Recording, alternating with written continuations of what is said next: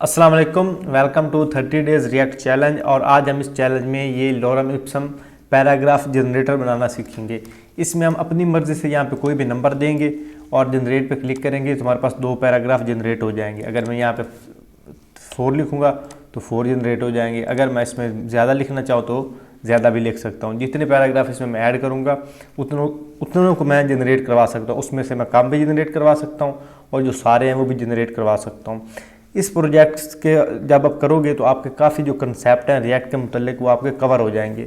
इसमें ज़्यादा कोई एडवांस फंक्शनैलिटीज़ नहीं यूज़ हो रही, simple just use state hook जो हैं वो यूज़ हो रहे हैं, जो कि आपको मैंने प्रीवियस जो रिएक्ट का कोर्स है उसमें मैंने आपको चीज़ें सिखाई हैं। अगर आपने वो कोर्स नहीं देखा तो काइंडली एक दफ़ा उसे जाके लाजमी देख लें। तो इसे हम किस तरह से करेंगे उसके लिए आता हूँ अपने कोड एडिटर में, और बल्कि यहाँ पे हमारे पास एक सर्वर ओपन है 3000 के ऊपर, 3000 पोर्ट के ऊपर, और एक हमारे पास है 3001 के ऊपर। इसके ऊपर हम इसका प्रीव्यू देखेंगे और जो हमने ऑलरेडी प्रोजेक्ट बनाया हुआ है, और यहाँ पे हम देखेंगे जो प्रोजेक्ट हम अब करेंगे उसका प्रीव्यू यहाँ पे देखेंगे। ये हमारा एज अ डेमो होगा और ये हमारा प्रीव्यू होगा। इसको यहाँ मैं छोटी स्क्रीन पे कर लेता हूँ और साथ में कोड एडिटर ओपन करते हैं। अब कोड एडिटर में सिंपल है, एक हमारे पास app.jsx हमारे पास एक फाइल एक कंपोनेंट है, इसको हमने लिंक कर दिया index.js के साथ, और ये हमारे पास रेंडर हो रहा है हमारे जो मेन पेज है index.html उसके अंदर।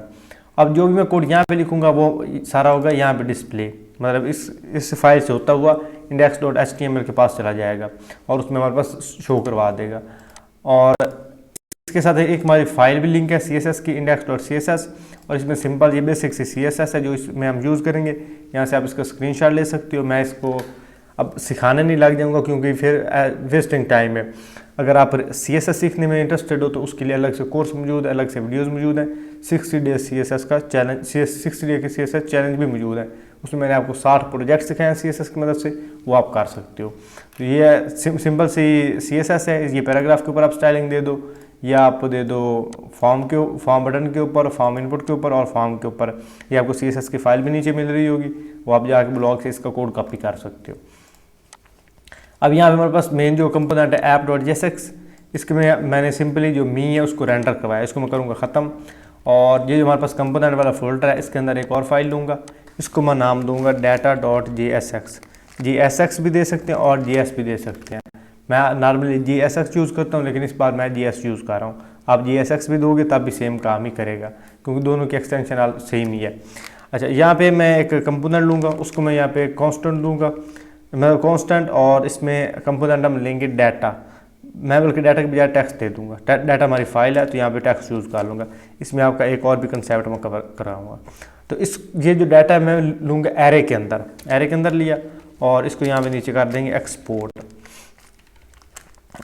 डिफ़ॉल्ट, और डिफ़ॉल्ट के अंदर इस कंपोनेंट का नाम टेक्स्ट हमने इस कंपोनेंट का नाम दे दिया।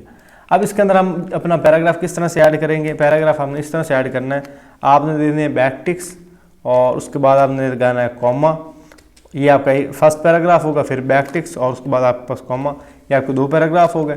इस तरह से करके आपने 10 पैराग्राफ ऐड करने हैं यहाँ पे। अब इनके अंदर आपने टेक्स्ट अपना लिखना है, फर्स्ट, सेकेंड, थर्ड, इस तरह से आपके जो पैराग्राफ होंगे आपने यहाँ पे लिखने हैं। तो मैं इसमें पैराग्राफ का जो टेक्स्ट है यहाँ पे इंटरनेट पे आता हूँ, यहाँ पे ब्राउज़र में, यहाँ पे ये हमारे पास ऑलरेडी मौजूद है तो इसी को मैं यहाँ से कॉपी कर लेता हूँ। इसको कॉपी किया और इसके अंदर लगा दिया। उसके बाद मैं सेकंड को यहाँ से कॉपी करता हूँ और इसके अंदर लगा देता हूँ। इस तरह से आपने 10-15 जो है पैराग्राफ लगा देने हैं।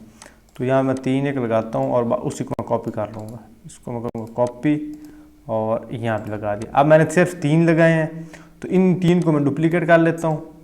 अभी यही आपको तरीका समझ आ गया, अब आप खुद भी कर सकते हो। इसको मैं यहाँ से कॉपी करूँगा और नीचे कर दूँगा इसको पेस्ट। ये मेरा 6 हो गया, फिर 9 और ये 12। मैंने इसमें जो 12 है वो ऐड करनी है। अब जो लास्ट पे आप कॉमा लगा भी सकते हो, इसको ख़त्म भी कर सकते हो, इससे कोई फ़र्क नहीं पड़ेगा, लेकिन आप लगा दो तब भी ठीक है। तो इस तरह से आपने 10-12 पैराग्राफ ऐड कर लेने हैं। ये आपकी जो कंटेंट है जो आपने डिस्प्ले करवाना है वो आपका रेडी हो गया। अब आप सिंपली आओगे app.jsx के अंदर। मैं इसका ये क्लोज़ कर लेता हूँ और इसको थोड़ा सा छोटा कर लेते हैं ताकि प्रीव्यू हमें साथ में दिखता रहे। यहाँ से स्विच करना आसान होगा। अब ये हमारे पास रेंडर है, इसके अंदर सबसे पहले अपनी जो फाइल है उसको इंक्लूड करते हैं। तो यहाँ पे लिखूँगा इंपोर्ट और इंपोर्ट के बाद हमारे कंपोनेंट का नाम है टेक्स्ट। तो टेक्स्ट फ्रॉम टेक्स्ट, ये टेक्स्ट फ्रॉम डाटा फाइल ये आपके पास हो गया। अब यहाँ पे आप इसको कोई भी नाम दे सकती हो। यहाँ पे आप ये जो टेक्स्ट है इसको आप कोई भी नाम दे सकती हो, क्योंकि जब आप एज अ डिफ़ॉल्ट यूज़ करते हो ना और उस फाइल को आप इंपोर्ट कर लेते हो तो आप कोई भी वहाँ पे नाम दिया हुआ उसी को इंपोर्ट करेगा और उसको जो आप न्यू नाम उसका रखोगे, न्यू नेम रखोगे, उस नाम से उसको, उस नेम से उसको कॉल कर लेगा। तो मैं यहाँ पे इसका नाम जो है वो डाटा कर देता हूँ। अब ये जो हमारे पास डाटा वाली फाइल के अंदर ये टेक्स्ट कंपोनेंट है, ये अब आपका कॉल होगा डाटा के नाम से। तो आप जब भी इस फाइल को आप यूज़ करना चाहोगे, ये टेक्स्ट यूज़ करना चाहोगे, तो आप ये जो डाटा वर्ड है इसको यूज़ करके इसको एक्सेस कर लोगे, क्योंकि ये टेक्स्ट को ही यहाँ रिप्रेजेंट कर रहा है, क्योंकि एक्सपोर्ट डिफ़ॉल्ट है। जब आप एक्सपोर्ट डिफ़ॉल्ट नहीं यूज़ करोगे, जब आपके पास मल्टीपल कंपोनेंट्स लगे होंगे एक ही फाइल के अंदर और उनको आप अपने साथ लिंक करवाओगे, तब आप जो है उसी कंपोनेंट को नाम दोगे। क्योंकि मैंने आपको कंपोनेंट्स वाले जो वो है ट्यूटोरियल्स, उसमें मैंने आपको बताया था कि इस तरह से आप कंपोनेंट्स को अपने जो फाइल है उसमें यूज़ कर सकते हो। अभी जो रिटर्न है इसके अंदर, और रिटर्न के अंदर आप अपना फॉर्म बनाओगे, लेकिन इससे पहले मैं यहाँ पे आप यूज़ स्टेट जो है उनको यूज़ करूँगा। यहाँ मैं कंपोनेंट यूज़ करना, अब कंपोनेंट को ना यूज़ करूँ, यहाँ पे आप लिखो यूज़ स्टेट रिएक्ट, और इसके साथ हमने यूज़ स्टेट को हमने जो है इंपोर्ट कर लिया। यूज़ स्टेट क्या है, ये रिएक्ट के हुक्स हैं। मैंने आपको जो बेसिक कोर्स उसमें सिखाया था, इसके मल्टीपल हुक्स हैं, लेकिन यूज़ स्टेट और यूज़ इफेक्ट जो हैं वो ज़्यादा यूज़ होते हैं। बाकी बहुत ज़्यादा एडवांस प्रोजेक्ट्स के लिए यूज़ होते हैं, उसके ऊपर भी अपकमिंग वीडियोज़ हैं जो मैं लेके आ रहा हूँ। लेकिन अभी आपके पास ये दो जो हैं, यूज़ स्टेट और यूज़ इफेक्ट, अगर ये आप सीख लेते हो तो आप एक सिंगल पेज एप्लीकेशन को हैंडल कर सकते हो। तो यहाँ पे मैं अपना यहाँ पे कांस्टेंट लिखूँगा, कांस्टेंट, और यहाँ पे दो वैल्यूज़ पास करूँगा। एक को मैं नाम दूंगा काउंट और दूसरे को नाम दूंगा सेट काउंट। पहले हमारी डिफ़ॉल्ट वैल्यू होगी और जो सेट काउंट है वो हमारी अपडेटेड वैल्यू होगी। इसे हम किसी भी एक्शन के ऊपर अपडेट करवा सकते हैं। तो यहाँ पे यूज़ स्टेट और जो यूज़ स्टेट और इसकी डिफ़ॉल्ट वैल्यू मैं कर दूंगा 0। अब ये हमारे पास जो काउंट है ये इक्वल है 0 के। जब सेट काउंट को हम चेंज कर देंगे, चाहे हम उसको सिंपली कॉल कर लें किसी एक्शन के ऊपर, ऑन क्लिक, ऑन होवर, जिसके ऊपर मर्जी करना चाहें वो करेंगे, तो इसकी वैल्यू चेंज हो जाएगी। सेम इस तरह से हम एक और लेंगे और यहाँ पे इसका नाम देंगे हम टेक्स्ट, और यहाँ पे हम इसको नाम देंगे सेट टेक्स्ट, सेट और टेक्स्ट। जहाँ पे भी हम यूज़ स्टेट यूज़ करेंगे, लेकिन इसके अंदर हम एरे यूज़ करेंगे, क्योंकि अब जो हमारा जो टेक्स्ट है वो एज अ एरे हम एरे में लेंगे, क्योंकि ये जो कंटेंट होगा वो डाटा वाला वो हम इसके अंदर शो करवाएंगे। तो डाटा जो वाला टेक्स्ट है वो हमारे पास एरे के अंदर है, तो यहाँ पे भी मैं एरे लूँगा कि हमारा जो टेक्स्ट है वो एरे के अंदर आएगा। ये आपके यूज़ स्टेट जो है वो कवर अप हो गए। उसके बाद आप आ जाओ अपने रिटर्न के अंदर, यहाँ पे आप फॉर्म एक बना लो, मतलब इनपुट का टैग और अपना एक बटन लगा लो। तो सबसे पहले मैं यहाँ पे एक सेक्शन का टैग लेता हूँ, और सेक्शन टैग के अंदर यहाँ पे एक हेडिंग लूँगा और उसको मैं नाम दे दूँगा, उसके अंदर टेक्स्ट लिखूँगा जनरेट लॉरम इप्सम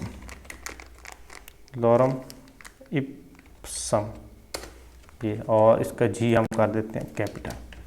तो ये आपको यहाँ पे डिस्प्ले होगा जनरेट लॉरम इप्सम, और इसको आप यहाँ पे कोई भी नाम भी इसका क्लास भी आप इसको लगा सकते हो। अगर लगाना चाहो तो क्लास नेम मैं इसको दे देता हूँ सेक्शन सेंटर। अगर आपने इसको मज़ीद इस सेक्शन को आपने स्टाइल करना हो तो आप इस क्लास का जो नाम है उसको आप एक्सेस करके CSS की फाइल के अंदर उसको आप स्टाइल कर सकते हो। अब मैंने थोड़ी सी इसके ऊपर स्टाइलिंग दी हुई है, जिसकी वजह से ये जो टेक्स्ट है हमारे पास सेंटर में आ गया। उसके बाद जो हमारे पास H3 है उसके नीचे आप एक लोगे फॉर्म का टैग, तो फॉर्म का टैग यहाँ पे। अब फॉर्म के अंदर आप एक लोगे इनपुट का टैग, यहाँ पे मैं यूज़ करूँगा इनपुट का जो टैग होता है वो हमारे पास सिंगल एलिमेंट होता है, सिंगल लाइन एलिमेंट होता है, जिसको आप इस तरह से क्लोज करते हो। जो नॉर्मल आपका टैग होता है वो आपका टैग डिव है तो डिव के नाम से क्लोज हो रही होगी, लेकिन जो आपका इनपुट का टैग है और इस तरह से और भी इन लाइन एलिमेंट्स हैं वो आपके जिस तरह से इमेज का टैग है वो आपका इस तरह से क्लोज होगा। लास्ट पे आपने स्लैश लगा देना और उसके साथ आपने ग्रेटर देन का साइन लगा देना, तो आपका टैग क्लोज हो जाएगा। और इसके अंदर सबसे पहले हम पास करेंगे टाइप, मैं इसको लाइन बाय लाइन लिखूंगा ताकि आपको एग्जैक्ट चीज़ें शो होती रहें। टाइप इसके हम कर देंगे जो डिफ़ॉल्ट वो हम कर देंगे इसकी नंबर्स, तो यहाँ पे हम लिखेंगे नंबर। उसके बाद हम इसको नाम देंगे, नाम इसको हम देंगे अमाउंट, और इसकी जो टाइप होगी, टाइप की बजाय हम सॉरी आईडी भी हम इसकी कर देंगे अमाउंट, आईडी भी इसके अमाउंट कर दी। उसके बाद इसको आप पैरामीटर दोगे वैल्यू, और वैल्यू के अंदर आप इसको दोगे काउंट। अब ये जो काउंट जो आप यहाँ पे यूज़ कर रहे हो, इसका फर्स्ट जो पैरामीटर है वो वाला फर्स्ट इसका एलिमेंट, जो भी इसके अंदर वैल्यू लिखी होगी वो इसकी वैल्यू बन जाएगी। मतलब काउंट के अंदर जो भी हम इस काउंट को जो भी हम वैल्यू देंगे वो वैल्यू बन जाएगी इनपुट टैग की। तो मतलब इनपुट का जो वैल्यू है, इनपुट टैग की जो वैल्यू है वो बन जाएगी। अगर मैं यहाँ पे इसकी वैल्यू 5 कर दूँ तो इसकी वैल्यू भी 5 हो जाएगी, और हमें यहाँ पे 5 डिस्प्ले होगा। तो इस तरह से आप इसके ऊपर कर यानी वैल्यू आपकी सेट होगी, और इसको अब हम 0 ही कर देते हैं। अब इसके ऊपर हम एक इवेंट लगाएंगे कि जब ये ऑन चेंज, जब इनपुट के ऊपर इवेंट लगाते हैं ऑन चेंज, इसका मतलब है जैसे हम जो इनपुट है इसके अंदर कोई भी टेक्स्ट लिखते हैं तो उसको इसके ऊपर इवेंट कॉल हो जाता है ऑन चेंज। तो ऑन चेंज के ऊपर हम इसके ऊपर एक फंक्शन लगाएंगे ई, और फंक्शन के ज़रिए हम जो इसकी वैल्यू अपडेट कर देंगे सेट काउंट के साथ। मतलब जिसकी सेकंड वैल्यू हमारे पास सेट काउंट है, तो यहाँ पे हम कर्ली ब्रैकेट्स के अंदर एरो फंक्शन डिफाइन करेंगे। उसका पैरामीटर हम देंगे ई, और उसके बाद सेट काउंट, उसको कॉल कर लेंगे सेट काउंट, और सेट काउंट जो हमारे पास होगा E dot target dot value. इसका मतलब ये है कि जैसे इनपुट को मैं टारगेट करूँगा और इसके अंदर जो भी वैल्यू पुट करूँगा वो अब इसकी काउंट जो वैल्यू उसके साथ रिप्लेस हो जाएगी, उसके साथ इसको अपडेट कर देगा। उसके बाद हम यहाँ पे एक बटन का टैग लेंगे, बटन, और इसके अंदर सिंपली हम लिखेंगे जनरेट, और इसके ऊपर हम यहाँ पे क्लास लगा देंगे। क्लास नेम हम इसको देंगे BTN, और उसके बाद हम फॉर्म के नीचे हम एक आर्टिकल का टैग लगा देंगे। यहाँ पे हम आर्टिकल का टैग लिखेंगे आर्टिकल, और आर्टिकल के टैग के अंदर हम जो एक एरे लेंगे, एरे के अंदर हम अपना जो डाटा उसको शो करवाएंगे। तो यहाँ पे कर्ली ब्रैकेट्स के अंदर टेक्स्ट जो हम यहाँ पे यूज़ कर रहे हैं, इसकी वैल्यू टेक्स्ट। अब टेक्स्ट के अंदर क्या यूज थे, इसका एम्प्टी एरे है, तो इसको मैं करूँगा टेक्स्ट डॉट मैप, इसको मैप करो, और इसके अंदर फर्स्ट वैल्यू इसकी पास करो आइटम, और उसके बाद सेकंड वैल्यू इसकी पास करो इंडेक्स, जो भी इसका इंडेक्स नंबर होगा। अभी हमारे पास जो इसकी वैल्यू एम्प्टी है, इसके अंदर कोई वैल्यू नहीं है, और इसको यहाँ पे शो करवाओ। यहाँ पे हम, और मैप की भी एक हमारे पास ब्रैकेट होगी। यहाँ पे पहले हमारे पास मैप की ब्रैकेट्स होंगी, उसके बाद हमारे पास फंक्शन का हम पैरामीटर देंगे आइटम, और सेकंड इसको हम देंगे इंडेक्स, और यहाँ पे इसको हम कॉल कर लेंगे, दैट्स इट। उसके बाद यहाँ पे हम रिटर्न लिखेंगे, और रिटर्न के अंदर आप पी का टैग दोगे कि पैराग्राफ का टैग हमारे पास रिटर्न हो, और पैराग्राफ के अंदर जो आप वैल्यू पास करोगे वो करोगे आइटम्स। अब आइटम्स रिप्रेजेंट कर रही है जो भी एरे के अंदर आइटम्स है, मतलब ये 10 है ना इसके अंदर पैराग्राफ, तो 10 इसकी आइटम्स है, तो हमें इसमें से एक आइटम चाहिए। तो यहाँ पे इसको हम जब एज एरे रेंडर करेंगे मैप को यूज़ करते हुए, मैप क्या करता है, एक आपका प्रीवियस एरे को लेता है, उसको एक अनदर जो एरे है उसके अंदर कन्वर्ट करता है, और वो वैल्यू हमें एज आउटपुट दे देता है। हम उसको पेज के अंदर डिस्प्ले करवा सकते हैं, उसकी चाहे हम एक सिंगल वैल्यू डिस्प्ले करवा लें, चाहे हम उसकी जो होल वैल्यू है उसको डिस्प्ले करवा लें। ये मैंने आपको प्रीवियस जितने भी प्रोजेक्ट्स हैं उसमें मैंने ऑलमोस्ट हर प्रोजेक्ट में ये चीज़ यूज़ की है। तो आई थिंक अब आपको मैप के हवाले से जितना भी आपका कंसेप्ट होगा वो कवर हो चुका होगा। फिर भी अगर आपको कोई सवाल हो तो आप नीचे कमेंट सेक्शन में पूछ सकते हैं। अब पैराग्राफ के अंदर आप यहाँ पे एक इसको वैल्यू दोगे, वैल्यू हम देंगे आइटम। तो इसके क्या होगा कि आइटम के अंदर जो भी टेक्स्ट होगा वो इसके अंदर डिस्प्ले हो जाएगा, और उसके बाद यहाँ पे हम इसको देंगे की, और की हम इसकी देंगे इंडेक्स। इंडेक्स क्या होगा, इंडेक्स नंबर इसका 1 2 3 वो। अब इसकी वैल्यू हमारे पास एम्प्टी है। अगर मैं इसकी वैल्यू यहाँ पे डाटा पास करूँ, डाटा इसको सेव करूँ, तो आपको देखो ये आपके पास ये कंप्लीट एक पैराग्राफ जो हमने वहाँ पे लिखा था वो सारे का सारा डिस्प्ले होगा। लेकिन हमें ये सारा तो नहीं चाहिए, हमें तो इसमें से सिंगल जो है वो चाहिए एलिमेंट, वो भी हमें वो वाला चाहिए जितना हम उसका इंडेक्स नंबर डिफाइन करें इनपुट के ऊपर। तो हम ये जो फॉर्म है इसके ऊपर एक फंक्शन लगा लेंगे ऑन सबमिट के ऊपर। जब फंक्शन जो है वो सबमिट हो तो इसके ऊपर एक फंक्शन कॉल हो जाए हैंडल सबमिट, आप कोई भी नाम दे सकते हो, हैंडल सबमिट। और इस फंक्शन के अंदर हम अपना सारा कोड लिखेंगे जिसके ज़रिए हम इस जो वैल्यू उसको फ़िल्टर करेंगे। तो यहाँ पे आप कांस्टेंट यूज़ करोगे, हम यहाँ पे भी एरो फंक्शन डिफाइन करेंगे, दूसरा फंक्शन हम यूज़ नहीं करेंगे क्योंकि जो रिएक्ट है इसके अंदर ज़्यादा आपके ES6 के फीचर्स यूज़ होते हैं। और यहाँ पे इसको हम पैरामीटर देंगे, कोई भी आप दे सकते हो, लेकिन मैं यहाँ पे कांस्टेंट हैंडल सबमिट। जब आप इसको एक वेरिएबल के अंदर डिफाइन करते हो तो उसके बाद इसको आप इक्वल करते हो, इक्वल के बाद इसके अंदर आप पैरामीटर अगर लिखना चाहते हो तो लिख लो, अगर नहीं लिखने तो सिंपली इसके बाद आप इक्वल का साइन ग्रेटर देन लगा के कर्ली ब्रैकेट्स लगा लेते हो, तो ये आपका जो एरो फंक्शन है वो डिफाइन हो जाता है। लेकिन इसमें मैं यहाँ पे पैरामीटर यूज़ करूँगा ई, और सबसे पहले ईड और प्रीवेंट डिफ़ॉल्ट करेंगे, प्रीवेंट डिफ़ॉल्ट। अब प्रीवेंट डिफ़ॉल्ट क्या करता है कि जैसे हम कभी भी वैल्यू को इंटर करते हैं तो और सबमिट पे क्लिक करते हैं, यानी हमारा फॉर्म सबमिट होता है, तो क्या होता है कि हमारी जो वैल्यू है वो हमारा पेज उसके साथ रीलोड हो जाता है, इसके ज़रिए पेज जो है वो रीलोड नहीं होगा। तो यहाँ पे मैं बस refer handle submit is not defined, ठीक है यहाँ पे, और इसको यहाँ पे खत्म कर देते हैं हैंडल सबमिट, और ये कांस्टेंट हैंडल सबमिट, ठीक है, और कोई एरर नहीं, ठीक है, प्रीवेंट डिफ़ॉल्ट। और उसके बाद यहाँ पे हम एक यहाँ पे कंडीशन लगाएंगे, सबसे यहाँ पे एक वेरिएबल देंगे अमाउंट, इसमें हम यूज़ करेंगे लेट हम इसलिए यूज़ करेंगे कि इसको हम इस फंक्शन के बाहर इसको यूज़ ना कर सकें अमाउंट को। ये जब इसका अगर आपने कंप्लीट वर्जन देखना है तो आप वीडियो देखो, लेट कांस्टेंट और वेरिएबल में फ़र्क, वो आपको नीचे डिस्क्रिप्शन में भी उसका लिंक मिल रहा होगा, या आप जगह पे जाके सर्च करोगे तब भी आपको मिल जाएगी।